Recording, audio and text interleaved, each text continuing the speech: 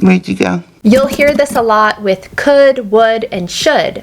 Should you or should ya? Would you or would ya? Could you or could ya? Now could you leave me alone? Now could you leave me alone? How could you do something like that? How could you do something like that? In my free Google Docs guide for this video, I'll include more example sentences so you can practice reading them out loud using connected speech. The other common changing sound that I want to talk about is a T plus Y sound, which will often give you a ch sound in English. Don't you is often pronounced don't you or don't ya. Don't ya? Don't you. Don't you get it? Don't you get it? Don't you get it? You really do like her, don't you? You really do like her, don't you? You really do like her, don't you? Got you, often pronounced gotcha or got you. I got you. I got you. I got you. They got you good. They got you good. They got you good. Don't be scared. I got you. Don't be scared. I got you. Don't be scared. I got you.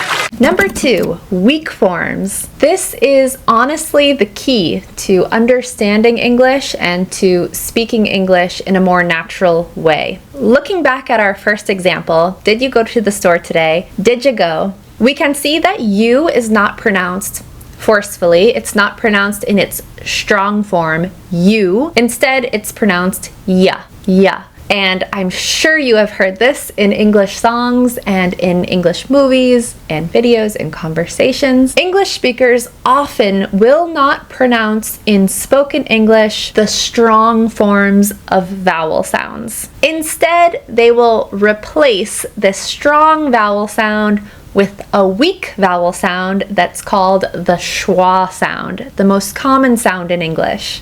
The schwa sound sounds like a caveman.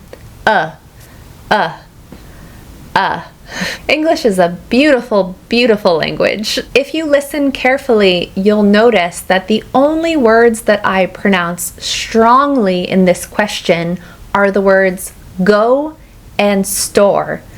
Go is the main verb in this sentence, and store is the noun, the important noun in this sentence. These are the two pieces of information that I want to stress, that I care about the most in this sentence. And so I stress them, and everything else becomes weaker. It gets reduced. Listen again to try and see what I'm talking about. Did you go to the store today? Did you go to the store today? Did you go to the store today? Did you go to the store today? Did you go to the store today? Did you go to the store today? Did you go to the store today? Did you is reduced to ja. Go is stressed or strong. To the are both reduced to the. There's actually something else interesting going on here, but we'll talk about that in number 3 in just a second, so stay with me. Store is pronounced strongly, stressed, and today is not pronounced today. That's very strong. Instead, we say today, today. The today is a weak form of that vowel. But there's something else interesting happening here with all the T's. Let me know if you noticed it, and we're going to talk about it right now in number 3. All right, so this is something that is specifically American, particular to American English, and that is T sounds changing to D sounds. Americans will very often pronounce T sounds as D sounds when the T falls between two vowels. Sometimes this happens in a word all by itself. For example, in the word bottle, Americans do not say bottle, bottle. Instead, they will pronounce this bottle, bottle, with a more of a D sound. It's called a flap, and it's called a flap because your tongue quickly flaps against the back of your teeth when you say it. Bottle, bottle, bottle.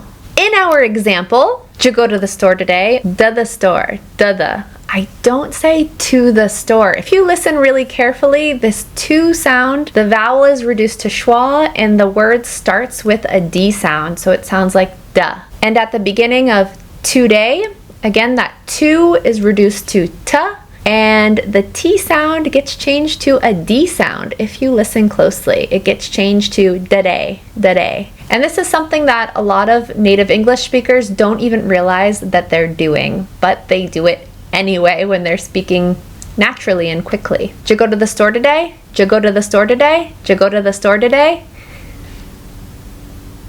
All right, number 4, I want to talk about the final D and T at the end of words and what sometimes happens in spoken English. First, listen to this little poem and tell me if you can hear what's happening to some of these words. Morning person, slept well last night, woke up first light, cold wind, sky bright, best time, just right. When there is a D or a T at the end of one word and the next word begins with a consonant, often English speakers will cut the T or the D. So slept well becomes slept well. No T sound. Last night will sound like last night, last night. No T sound. Of course, not always, but often. First light can sound like first light, first light. No T sound. Cold wind might sound like cold wind, cold wind. Best time, best time. What's the best time? Just right, just right. Oh, it's just right. By the way, this little poem is from Mark Hancock's great book about connected speech for listening. It's concentrated on British pronunciation of connected speech, but still really useful book for any teachers out there. I've said this before, and I think it's important to say again that you don't need to use connected speech necessarily, especially if you don't feel comfortable using it. But if you want to understand Netflix and videos and natural English conversations, you need to know these things. The last thing we'll look at today before we get to our celebrities is number 5, the N at the end of function words. Function words are simply small grammar words that we use in spoken English, in English generally. Words like prepositions, articles, auxiliary verbs, they tend to be small. They're usually small function words. There are 2 types of words in English, function words and content words. Content words are all of the more important words that give us information, so words like your main verbs, your nouns, your adjectives. But we're talking about function words, these small little words like in, can, on. And what happens to the N sound at the end of these words often in spoken English? We're going to be talking about something called assimilation. Let's look at an example first, and then we'll talk about what's happening here. I can believe it. I can believe it. In spoken English, this could sound like I can believe it. I can believe it. Oh, I can believe it. If you listen closely to what's happening here, the N sound is kind of disappearing, and instead you're hearing an M sound. I can believe it. I can believe it. Because my mouth is moving to start the word believe, and so I just kind of end the word can with an M sound so that I can more easily begin the word believe. I can believe. I can believe. And the N gets lost completely. It's on my plate. It's on my plate. It's on my plate. It's on my plate. It's on my plate. It's on my plate. I don't say on my, I say on my. On my. It's on my plate. The N kind of disappears, and instead my mouth moves to say the next word, which is my, and so we just hear an M sound here. On my. It's on my plate. It's on my head. It's on my feet. Kind of a small thing, but it's something that can be confusing for some listeners. Okay, it's celebrity language time. You're going to hear these American celebrities speaking different languages. If you speak any of these languages, let us know in the comments down below how they did. What level are they? A2? B1? Native speakers? Pulang kampung nih, bagian dari diri saya. Et c'est ça que je pense le film essaie d'adresser aussi. C'est la complexité de quelqu'un qui peut être bon fils, bon frère, aimant, gentil, mais aussi qui En el futuro y tengo miedo porque necesito practicar más mi español. Ja, ik kan een beetje Duits spreken. Ik heb daar in de Schule gelernt. Und ja, ich spreche ein bisschen Deutsch. Konnichiwa. Konnichiwa. よろしくお願いします。Hi, Nippon Daisuki. Eine 1, 2, 3, 4, 5, 6, 7, 8, 9, 10. Ich liebe deutsches Radio. Ça va bien. Je suis malade. Je suis malade. But ça va bien. Ah bon. Ça marche.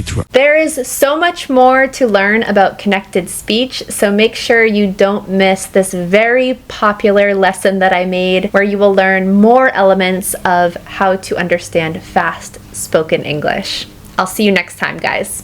Bye!